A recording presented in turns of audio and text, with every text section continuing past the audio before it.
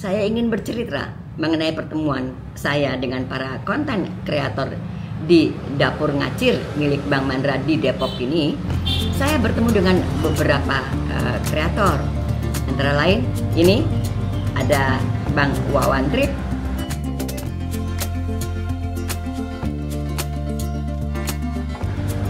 seperti itu. Lalu saya bertemu juga dengan ini Bang Ian TV 85 yang orangnya sangat seru.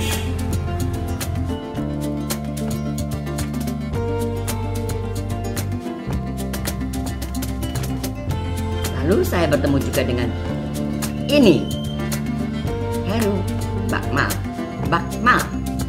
bukan Bakwan, Bakmal, Heru Bakmal, yang juga konten kreator.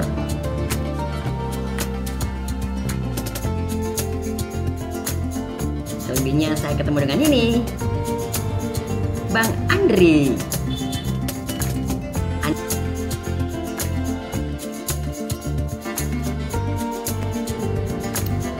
Ada juga satu lagi Agus Salim, seperti ini orangnya, dan ini nama channelnya.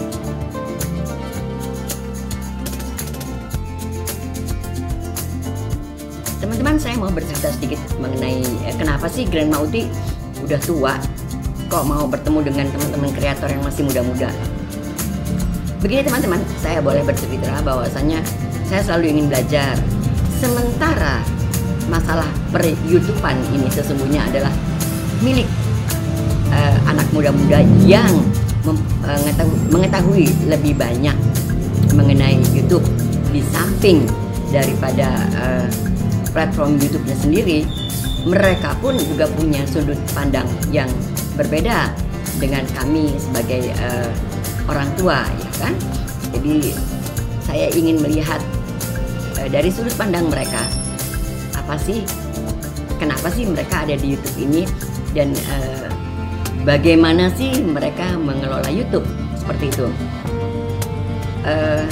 Terus terang saja saya tertarik kepada mereka karena viewers mereka itu memang sangat besar-besar. So di sini kita berkonsultasi mengenai how to, bagaimana caranya Anda bisa mendapatkan viewers seperti itu. Dan menurut hemat mereka, mereka memang membentuk fanbase-nya itu cukup lama dan dalam proses yang tidak sebentar. Lalu saya debat, kok saya melihatnya kalian tidak begitu lama, tidak sampai dalam kurun waktu setahun kalian sudah bisa melejit mendapatkan viewers seperti itu.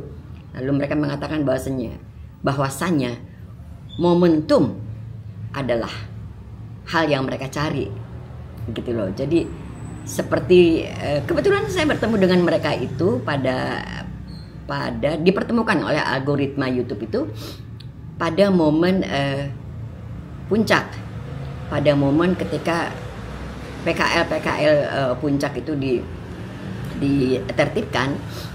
Saya pun juga ada membuat konten seperti itu, lalu dipertemukan oleh algoritma saya dengan mereka, sehingga terjadi banyak komunikasi di situ. Di belakang layar sesungguhnya saya sendiri memang belum pernah bertemu dengan mereka, baru kali pertama ini saya bertemu. Tetapi secara di dalam YouTube kami menjadi sahabat yang baik karena kita selalu masing-masing ingin tahu apa sih yang kamu buat hari ini mengenai puncak atau apapun, karena ini niche-nya memang sedikit berbeda dengan saya. Kalau saya kan memang traveling, sementara mereka itu sebetulnya sama-sama traveling tetapi dengan motovlog, tetapi tujuannya pasti sama, dan mereka itu kan pasti akan menunjukkan bagaimana how to riding dan lain sebagainya, sehingga mereka bisa mendapatkan viewers yang begitu banyak gitu, karena banyak sekali orang yang ingin tahu ketika riding itu apa aja sih yang bisa dilihat di sana gitu loh. Kalau saya kan memang hanya kepada spot yang saya lihat di sana, seperti misalnya oh spot penggusuran ya saya hanya menuju ke spot penggusurannya aja. Saya jarang sekali menceritakan perjalanan ke sana seperti apa dan bagaimana, karena memang it's not my niche ya, bukan tema saya gitu.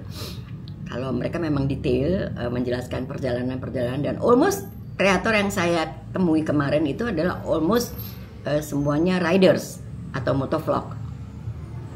Nah, tentu saja caranya mereka itu kan berbeda-beda di dalam menceritakan satu perjalanannya.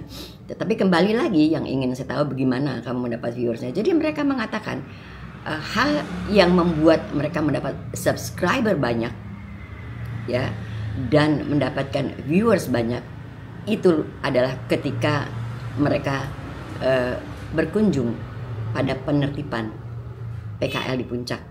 Dan semua karena mereka satu tema, semua sama-sama melejit pada saat itu dan mereka mempertahankan itu gitu loh. Disitulah terbentuk fanbase, disitulah mereka bisa membuat satu kreasi yang bagus. Sampai sekarang mereka tidak lari-lari dari kreasi itu, dan momentum itu menjadi hal yang penting untuk mereka. Lalu ngapain aja sih grandma? Mereka tuh kalau nggak ada momen, mereka selalu akan dapat momen. Misalnya saya melihat menonton salah satu, mereka katakan bahwasanya bagaimana riding kalau hujan gitu loh. Gimana sih cari konten kalau hujan atau kalau riding kalau hujan, dan itu kan menjadi satu kreasi juga ya. Dan kalau saya kan kalau sudah hujan terus saya suka lemes, aduh ini kita nggak bisa mengambil gambar yang bagus. Tetapi mereka never retreat, tidak pernah mundur, jalan terus. Dan yang saya lihat dari mereka itu semua kreator yang saya temui kemarin itu semua sangat memperhatikan mutu gambar. Jadi agak-agak menyibak pemikiran saya bahwasanya mutu gambar yang jelek pun asalkan Anda konsisten akan tetap mendapat penonton. Tetapi prinsip yang mereka gunakan untuk menarik penonton, mereka membuat mutu gambar yang sangat bagus dengan peralatan yang bagus, dengan peralatan yang sangat mutakhir seperti itu. Dan mereka mengerti, bukan cuma beli aja. Mereka sangat mengerti gitu loh. Apa yang disebut resolusinya, apa yang disebut gridnya, gitu-gitu mereka tuh mengerti gitu. Sehingga mereka mengutamakan peralatan-peralatan untuk membuat konten. Jadi saya mengambil kesimpulan memang hal itu menjadi penting untuk mempunyai peralatan-peralatan yang mumpuni untuk membuat sebuah konten di YouTube.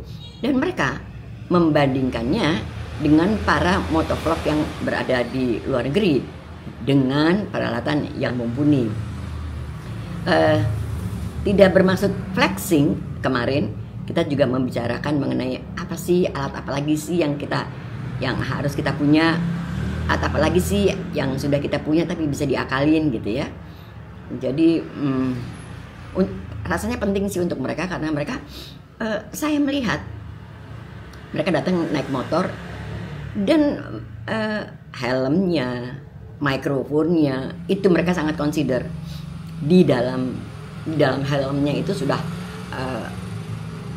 ada pertimbangan untuk ada mikrofon yang baik, mengeluarkan suara yang baik, karena ketika mereka berkendara atau naik motor, mereka kan harus tetap bicara dan noise-nya itu kan tetap harus hilang. Saya interesan karena itu di luar daripada tema saya. Jadi segitu concernnya gitu mereka sama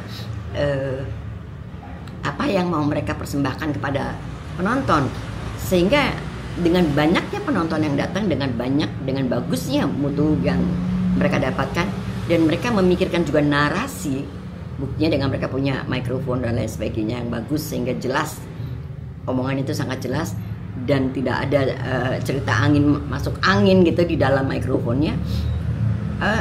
Disitulah fanbase terbentuk. Jadi artinya memang kita kita mesti consider dengan peralatan, jangan cuman. Dan saya melihatnya juga mereka tuh nggak mesti beli peralatan yang puluhan juta, enggak gitu ya, tetapi beriringnya waktu mereka menuju ke sana gitu. Jadi menguatkan saya untuk mengatakan bahwasannya memang untuk dilirik oleh penonton, untuk menggait viewers, memang kita butuh peralatan yang mumpuni seperti itu. Jadi mematahkan cerita bahwasannya udahlah pakai apa yang ada aja dulu. Betul, tapi itu kan satu proses yang nanti kedepannya harus dipikirkan juga untuk mempunyai peralatan yang mutakhir.